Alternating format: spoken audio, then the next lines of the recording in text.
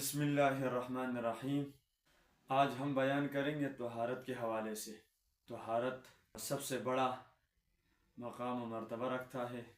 قرآن کریم میں اللہ رب العالمین کا ارشاد ہے، ان اللہ یحب التوابین و یحب المتطہرین۔ یقیناً اللہ رب العالمین خوب توبہ کرنے والے اور خوب پاکی حاصل کرنے والے کو دوست رکھتا ہے۔ تو اس لیے پاکی اور صفائی یہ بہت بڑا اس کا کردار ہے ہمارے اعمال پر۔ تو آئیے ہم غسل کرنے کا طریقہ بیان کرتے ہیں۔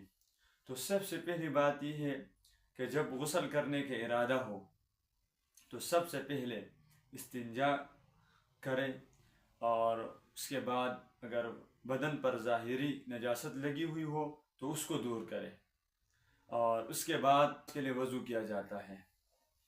اور وضو میں پھر جب کلی کرنی ہو تو حلق کا خوب خیال رکھا جائے کہ پانی حلق تک مکمل طور پر پہنچے اور منہ بھر کر پانی ہو تاکہ خوب اچھی طرح کلی ہو سکے۔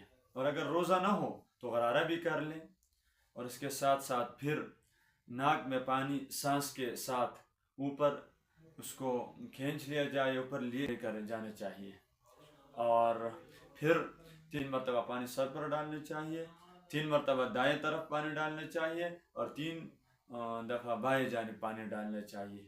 اس کے بعد کوئی جگہ سوکھی رہ جائے تو اس کو چاہیے کہ صرف اسی جگہ کو مل لے تو اس کا غسل مکمل ہوا۔ فرائض غسل 3 ہیں۔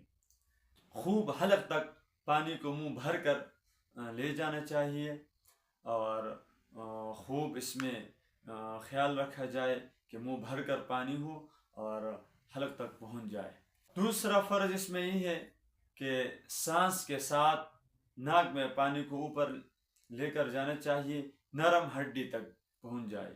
اور تیسری مرتبہ پورے بدن پر پانی اس طریقے سے ڈالنا کہ کوئی ایک بال بھی جو ہے وہ سوکھا نہ رہ جائے۔ اگر بالفرض کوئی ایک بال بھی سوکھا رہ جائے تو اس سے غسل نہیں ہوگا۔ غسل کی سنت: نمبر 1، پاکی حاصل کرنے کی نیت کرنی چاہیے۔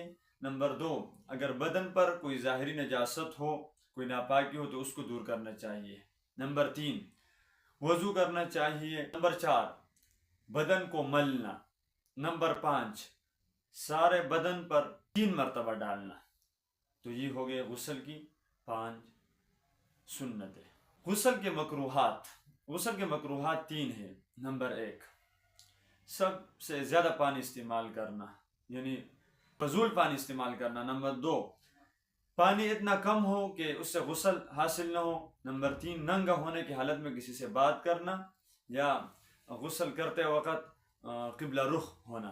تو یہ مکروہات میں سے اللہ رب العالمین ہمیں صحیح طریقے سے غسل حاصل کرنے اور پاکی حاصل کرنے کی توفیق دے۔ وآخر دعوانا الحمدللہ رب العالمین۔